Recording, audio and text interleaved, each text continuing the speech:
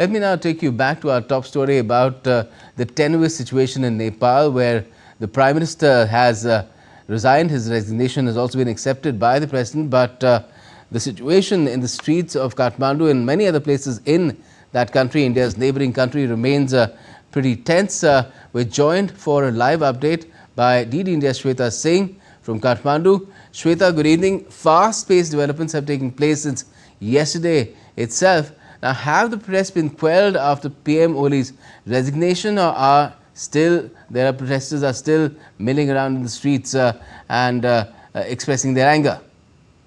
Gautam, you see, though in the afternoon, President Oli submitted his resignation to President. In spite, President accepted his resignation. The protests have not stopped.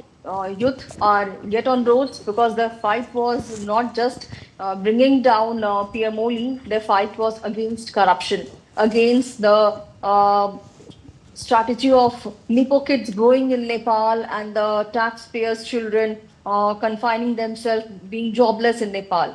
So their fight is against the corruption.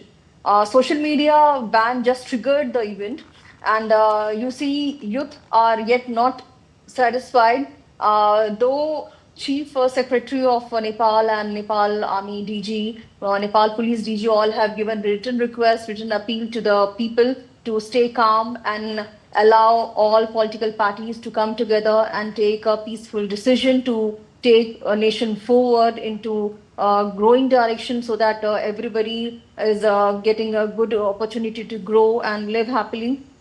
But here you see all youth, in spite of curfew, they were on roads burning tires.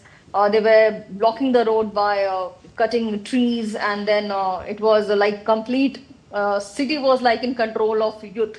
And not only in Kathmandu, there was many demonstrations in different parts of Nepal, even in Madhya Pradesh, and in East Nepal. So demonstrators, Gen Z protesters were all on street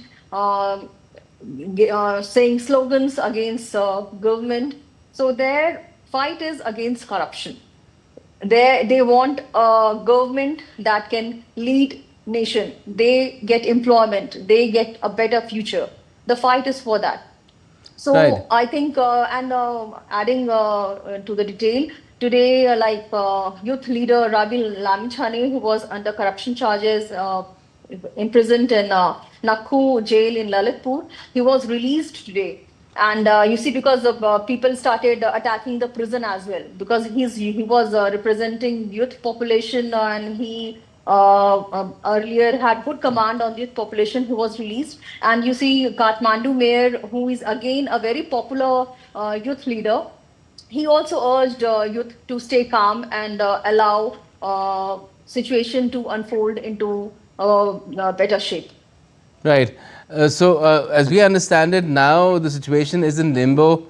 The Prime Minister has resigned, but his ministers are still in charge, in a manner of speaking, because nobody else has taken their places yet. So how is that situation going to develop now in terms of restoring not just law and order in Nepal, but also government, and how stable is it likely to be?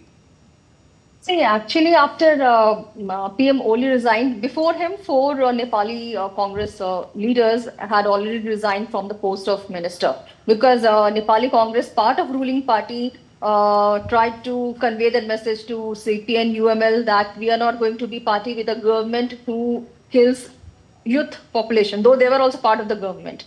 But it was like a blame game thing, I would say, because even CPN UML and Nepali Congress, both are part of government. If some action is taken, 19 protesters killed, so both of them are to be responsible. So if Nepali Congress General Secretary says, we don't want to be part of government who kills 19 students, I think it's not a fair way to say that way.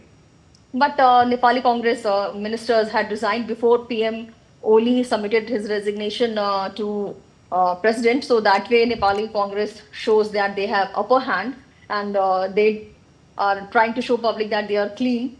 Apart from that, you see, today all party have to come together, because at what venue at 6 p.m. in the afternoon, PM Oli had requested all party to come together so that a decision will be taken. But before that, he was forced to resign from every nook and corner. Every section demanded his resignation, and he was forced to go to President House when his house was torched.